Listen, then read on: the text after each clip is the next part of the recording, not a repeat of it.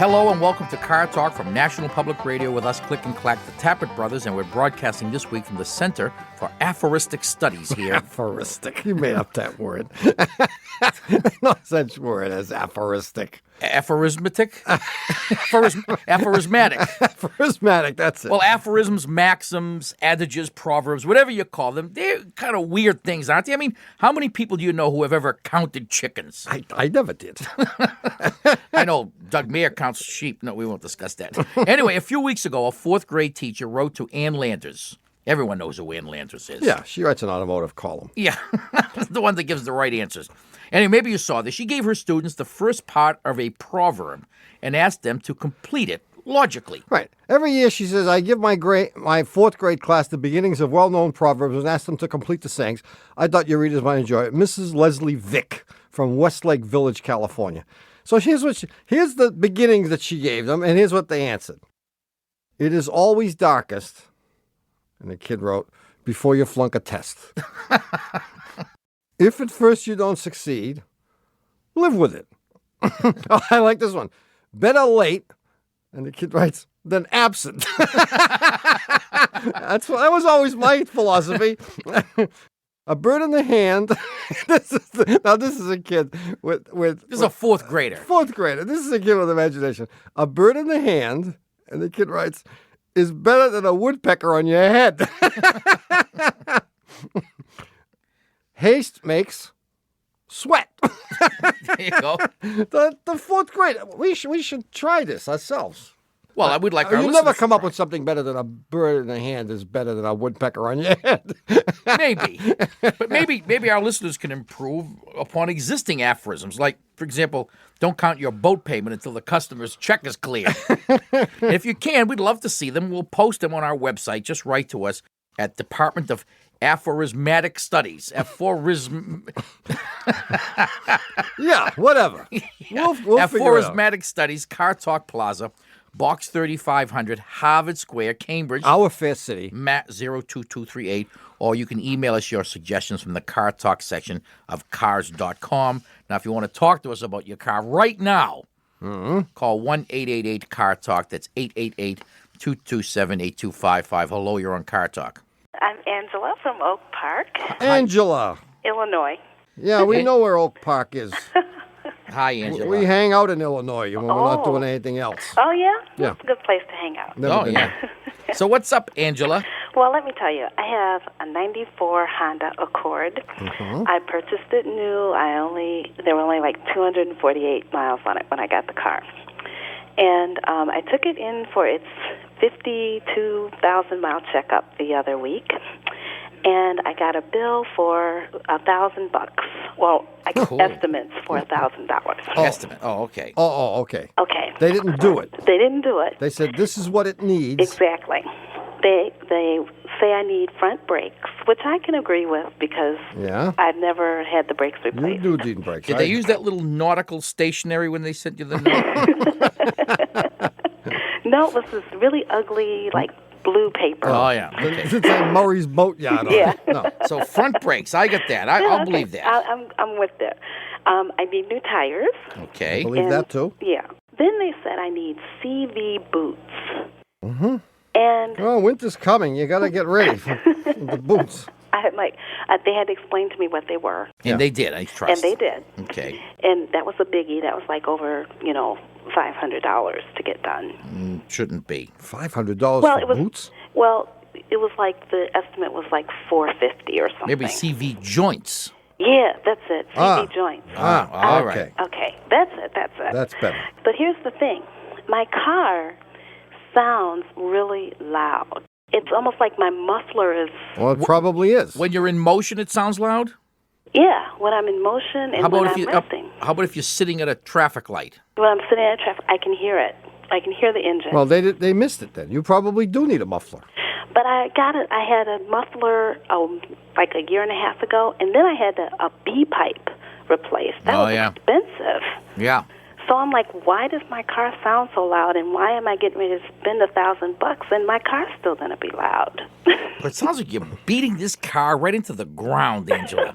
I mean, at 52,000 miles, this car shouldn't need anything except It should need the brakes, and it should need the tires. Right. it shouldn't need the CV joints. should That's not. bogus. Oh. Do you hear any noises when you make turns? You hear cracking kinds of noises when you make No, turns? I don't hear any cracking noises. Then don't do but- the CV joints. So scratch that. You're down to $500. Okay, well, that's good. And the $500, you really need brakes and tires. I Yeah, mean, oh, after all, Right, no, I agree with that. 52,000 miles It- is about right. If the engine sounds loud, you may have another exhaust leak.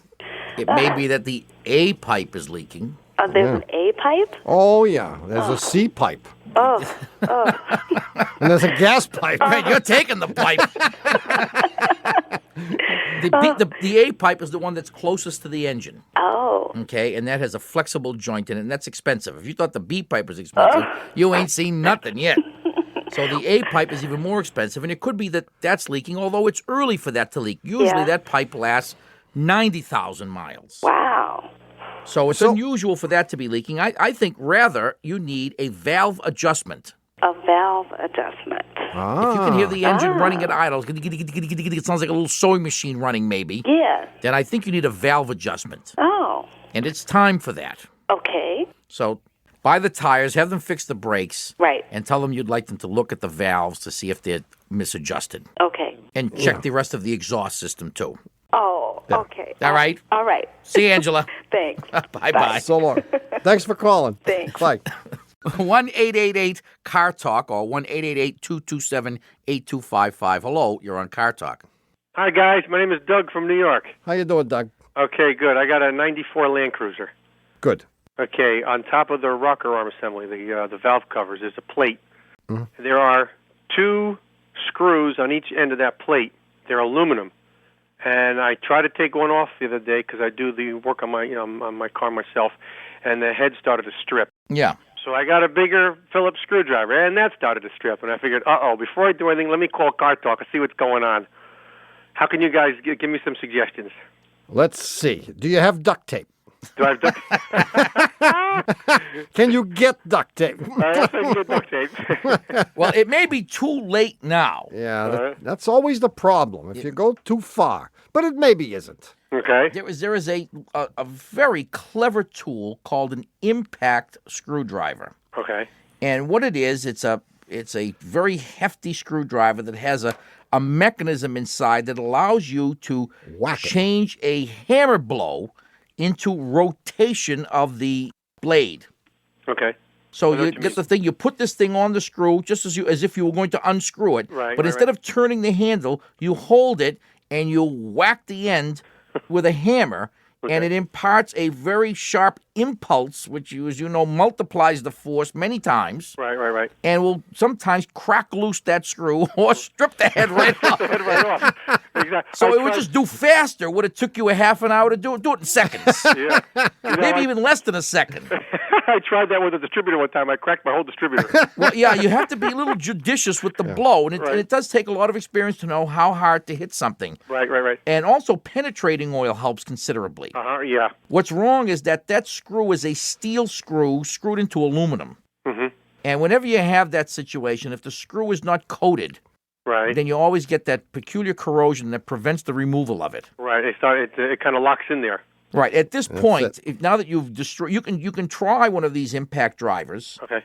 And that may work, even though the Phillips-ness of it is all screwed up. Yeah. Right. But you should try penetrating oil, try the impact driver, and if neither one of those things work, then you have to drill the thing out. Try them both together. Put the penetrating oil in there first. Let it sit there for 10 or 15 minutes. Okay. Then put the impact screwdriver on it. Give it a good whack and pray. Good. All right. We'll give it a shot, guys. Good luck, Good Doug. luck, Dougie. Call And us next week, and we'll tell you what drill bits to buy. So you can show us. Thanks, guys. All right, I love man. your show, See you by the later. way. I love your show, guys. Thanks. Thanks for calling. Goodbye. Okay, we're going to try a little word association to get you to remember last week's puzzle. You ready? Yeah, I'm ready. Toyota Land Cruiser. Last theorem. I have the answer in just a minute.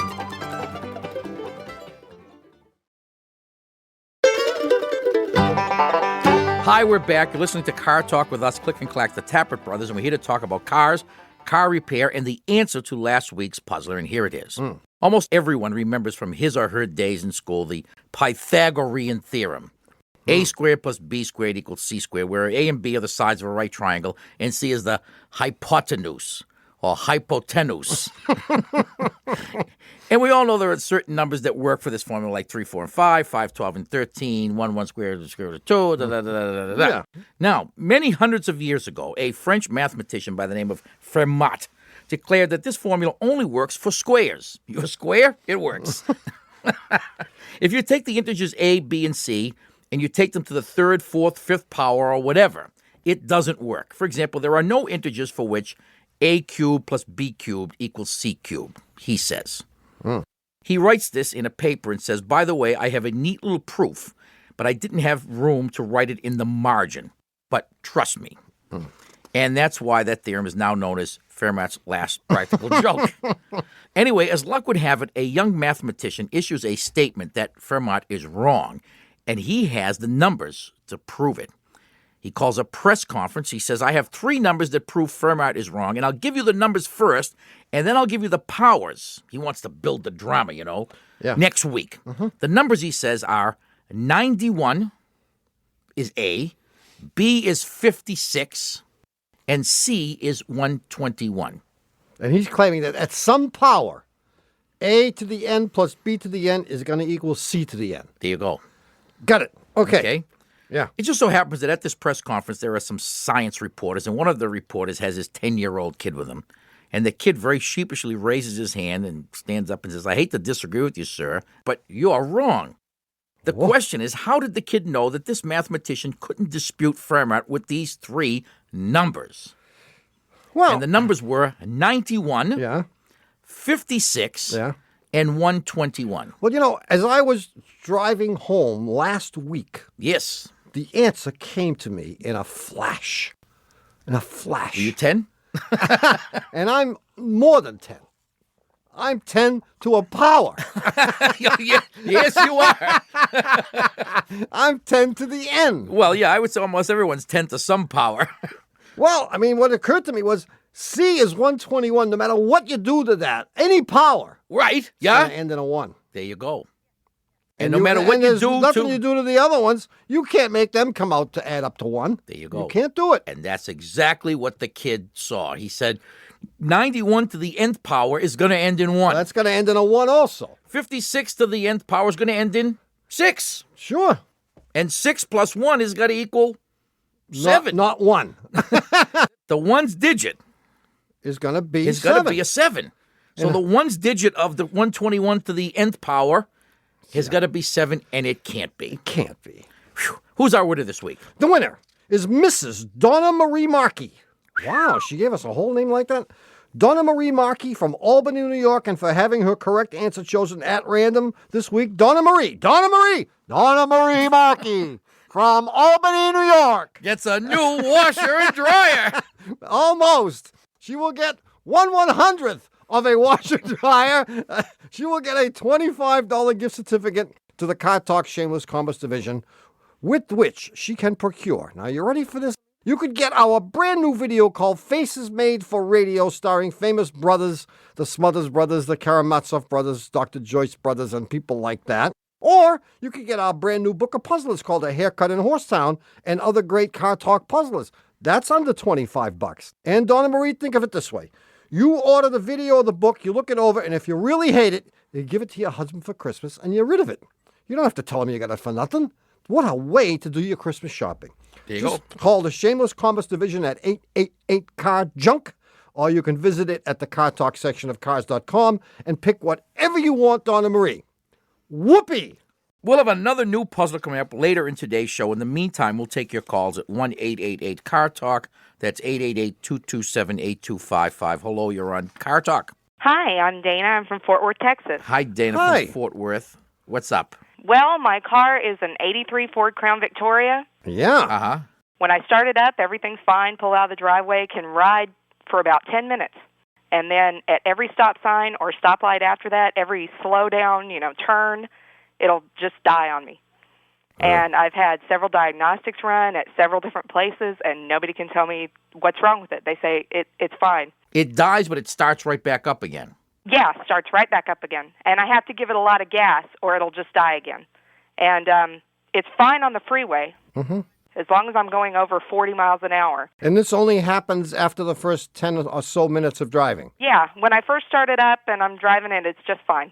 Well, here's another question. If you were to take it on a long ride, for example, an hour, at high speed, where you've already told us it wouldn't conk out, at the end of that trip, when you slow it down to city speeds, does it then begin to stall every time you... Oh, yes, most definitely. It sounds like a classic choke problem. No, to me it sounds like you have a vacuum leak. That's what I've heard. Oh, you think so? Yes, I do. Yeah, I think your intake manifold is leaking. So when the engine is cold and the choke, this is a carburetor, this thing. Yeah. When the engine is cold and the choke is on, you are masking the vacuum leak because you are choking off air and you are, in some sense, compensating for this vacuum leak. And then when the thing finally warms up and the choke is open, it stalls every time you take your foot off the gas because you have this leak. And it should be pretty easy to find. We usually find vacuum leaks by using we have a little probe that we attach to a propane tank. And with the engine running, you start to work this propane stream around all the places where there could be a gasket leak around the intake manifold, where the manifold bolts to the cylinder heads. And being a vacuum leak, it's sucking in whatever happens to be near it. So as soon as you find the vacuum leak with this stream of propane, the engine will speed up and it'll continue running as long as you keep feeding that stream of propane. Because you're replacing the air that it would be sucking in with fuel. Yeah, actually, you're mixing the air it's sucking in with propane, so you're kind of correcting the stoichiometry. Well, I may have another clue. Oh. Every time before it dies, there's a little trap door underneath the dash that swings either open or shut. I hear it. Excellent. Oh, it's vacuum. Then it's vacuum. Yeah, For sure. And the vacuum leak may even be under the dash. dash. That may be the leak. Okay. You tell the next mechanic you go to about the noise under the dash, and if he doesn't say, ha, then drive right out again, if the car will start. It'll start. It always has up until now. But when you fix this thing, it'll be like a new lease on life. You'll have your old car back again. It'll be wonderful. Okay. See you, Data. Okay, well, thank you very much. All right, good luck. Good luck. Thank you. Bye-bye. Hey, do you know what it's time for? Time to acquaint ourselves with Daimler Chrysler's lawyers? No. It's time to play Stump the Chumps!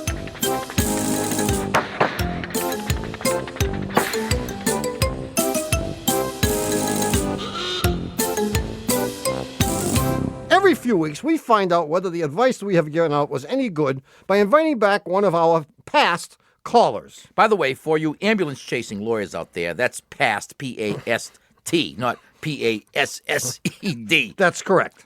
So who's this week's contestant? Tommy. Farmer Ben from Minnesota. Ben is back to tell us whether or not we correctly diagnosed the cause of the bucking and missing on his 84 Ford pickup.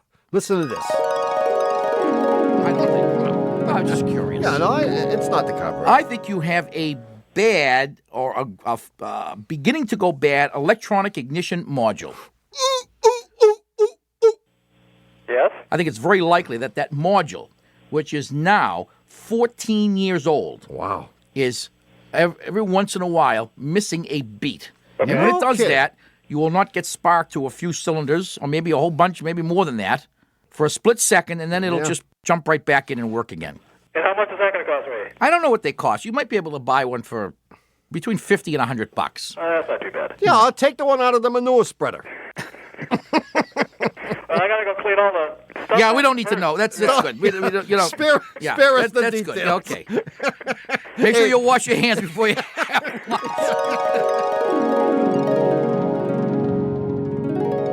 I bet they'd love to see Ben at the parts store, huh? Yeah, they got a special isolation booth for him. Ben, are you there? How's it going? Hey! Hey, before we find out what happened with your truck, we have to Carmen Mirandize you, all right? Yes. Is it true, Benjamin, that no one at Car Talk or National Public Radio has offered you large cash prizes or discounts on udder cream in exchange for favorable testimony today on Stump the Chumps? This is true. Well, so how did I do, Ben? Oh, man, you guys were so wrong. All right. Dirty I fuel looked filter. all There's the over that carburetor, manure wasn't it? spreader for one of those, and I couldn't find it. Oh, Nah, you were way off base. Yeah. we were? It was Yep. fuel, wasn't it? Nope. Wasn't. There was a vacuum leak behind the carburetor, and it only bothered when it got hot. Oh. And Really? it cost me. Let me tell you, I spent $75 and put a new ignition control module on there, Whoops. and it didn't do a damn Hey, thing. but think of the bright side. When that ignition module does go, you'll have a spare. That's true. You won't be at the mercy of any unscrupulous tow truck driver. You'll be able to open your glove box, pop that thing right I in happen there. to have one of those right here. That's right. So think of it. Think how lucky you are to have a spare. That's true. Where was the vacuum leak? At the base of the carburetor? I guess, yeah. They said it was behind the carburetor. It cost me $2 for some vacuum tube. And hey, the fuel mileage went up. It ran better. The man. grass was greener. My kids were better behaved. I'm trying to find. Can we play the tape back again? Jeez, I don't. Yeah, well, all I can say is thanks for playing Stump the Chumps, Ben. And we're sorry that we cost you $75. But all you need to do is send that bill to your local NPR station, and they will send you a check for $75. That's the kind of guys we are. Really? I'll Right. try that. You'll get them to pony up. Okay. See you, Ben. Thanks for playing. Bye. Wrong again, huh? I don't think we're batting the 300 that we were batting a few years ago. No contract renegotiation for us. Hey, stick around for more calls and the new puzzler coming right up.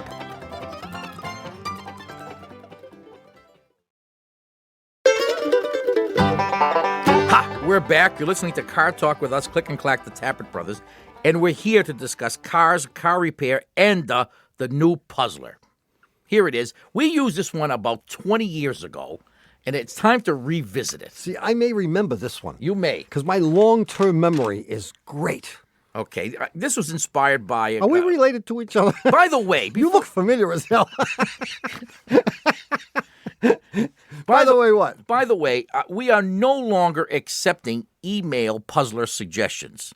If you have an email puzzler suggestion, we don't want it. Wow. Because they all stink. Really? Yeah.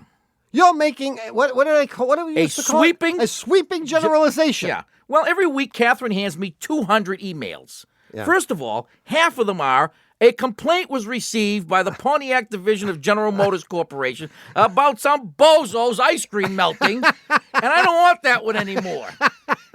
And then there's 500 liars and truth tellers on, I used that one 3 weeks ago. Stop sending it. Jesus. So I'm using this one, typewritten on a piece of paper. Wow. See, From 1973. I've said over and over again that snail mail is the only way to go. Well, this was sent in desperate. about 5 years ago by a guy named Richard Rubach. And I like it, and I used it about 25 years ago. He's but the I'm going to use it inventor again. of the Rubach cube, Yeah, isn't he? Rubach's cube. Once upon a time, there lived a king who wished to find the wisest man in the realm to be his assistant. So he summoned... That's it. He's going to find the wisest guy in the whole world. In his and realm. he's going to give him the title of assistant? First assistant. He summons the three known wisest men to his court, and he's about to administer the following test. He says to them, sit down, you morons. I'm going to put either a red hat or a white hat on each of your heads. And facing them in a circle and standing behind them, he proceeds to place 3 red hats on their heads, one red hat on each of their heads. Yeah. He says to them, if you see, obviously they can see not themselves, but there are no mirrors in the room. They can see just the other 2 contestants. If you can see a red I hat, hadn't said that about the mirrors. I was going to use that for the answer. if you can see another red hat, Raise your hand. raise your hand. They all what? Yeah. Raise their hands because they're each wearing a red hat. Sure. Then he says, if you can tell what color hat you have on, stand up. Yeah. Time goes by. Nothing happens. One guy looks at another guy. He looks at the other guy. The other guy looks at him. Finally, one guy stands up and he says, I'm wearing a red hat. Wow. Now, didn't hurt that he noticed the king holding 3 white hats in his hand. Oh, he was looking in the other guy's glasses. The reflection. When you move, when you put your head down a little bit. The question is, how did he know that he was wearing a red hat? Yeah. Now, if you think you know the answer, mail it to us at Puzzler Tower along with your puzzle suggestion. Puzzler Tower, Car Talk Plaza, Box 3500, Harvard Square, Cambridge. Our fair city. Ma 02238. Or you can do an electronic funds transfer and email your answer on a $20 bill to us from the Car Talk section of cars.com. If you'd like to talk to us, the number is 1-888-CAR-TALK. That's 888-227-8255. Hello, you're on Car Talk. This is Peter Daniels from Crested Butte, Colorado. Hi, Peter. From where? Crested Butte. Crested Butte. It's a small ski town, central Colorado. It's better than Crusted Brute. Crusted Butt is what everybody- I thought it was. Everybody who lives here has heard that one. Crested Butte, where? What state? Colorado. Colorado. Oh, okay. So what's up, Peter? Okay, well, I have a car, Good. and that's the first problem. The rest of it is the mechanic, and that's me. Oh, that's What the a- second problem. I know it, and it's a biggie. Yeah.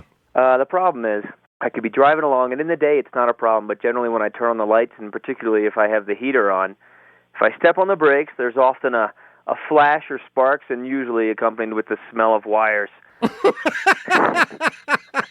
Where And does that's- the flash occur? That occurs directly above my left foot, near the clutch, and it's at that time that everything about the car stops. So the clock stops ticking, the engine, the lights. The only thing continuing is any forward momentum I might have had.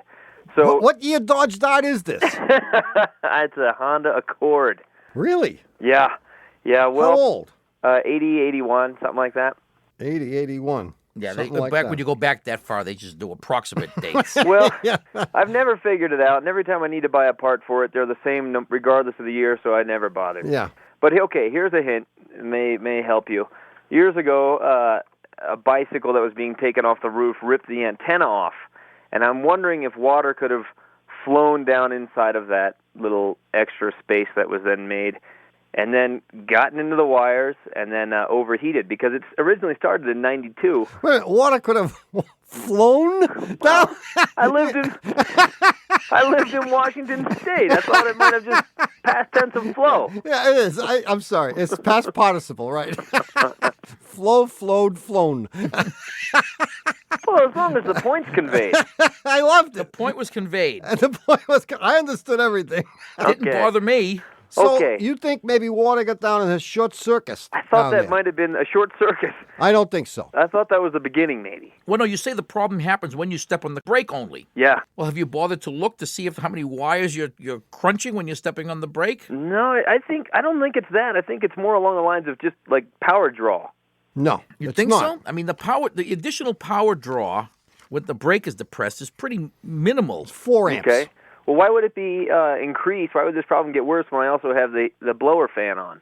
And what happens again? You see sparks? And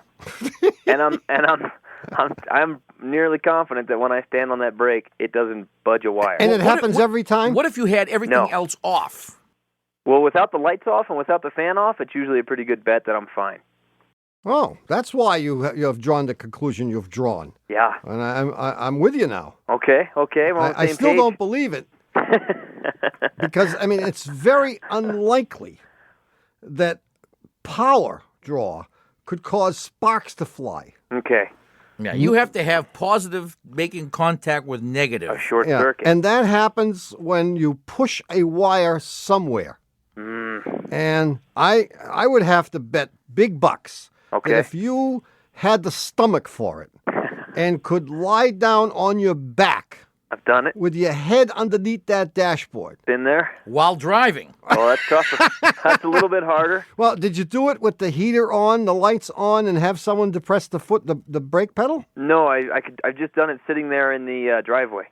Oh, you got to turn Ah. everything on and pretend that you're driving, but obviously don't. Exactly. Put your head under there and have somebody else. I would wear safety glasses just in case. No, seriously, just in that's a case safe sparks bet. do fly. Yeah, good call.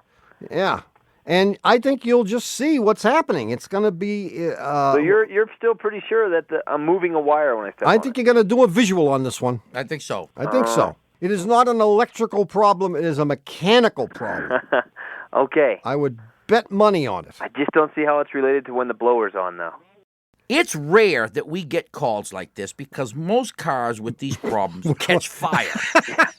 That's And another I don't know story. how yours escaped, quite That's honestly. another story. That was a different Honda. That was you've burned one up already. Well, that wasn't my fault. No, you have. I'm telling you, you have got to be somehow moving a wire. Okay. You've got to be, or somehow interrupting a ground circuit. You may be, for example, when stepping on the brake, you may be moving the firewall enough to interrupt a ground circuit. Jeez, okay. Okay, Ooh, that because could be. yeah. Okay. Either you have a cracked firewall and you're interrupting a ground circuit that flows through the firewall or some such thing, and that's causing the dimming of the headlights and it's causing the sparks or whatever else you see. So tomorrow morning, just turn on the heater, turn on the lights, and crawl under there. Do it at night. Of course, at With night. glasses. With glasses. With glasses, Yeah. and you'll see those sparks fly, and you'll know exactly what it is. Okay. But make sure there's someone around to help you, because when the thing catches fire, you need someone to grab your feet and drag you out of that front seat, because you'll be Right, buried in and throw there. sand on you. I'm writing this down. Okay, throw sand. Throw Okay. sand on Got it. Peter. Okay. Thanks, Peter. Good yes, luck. sir.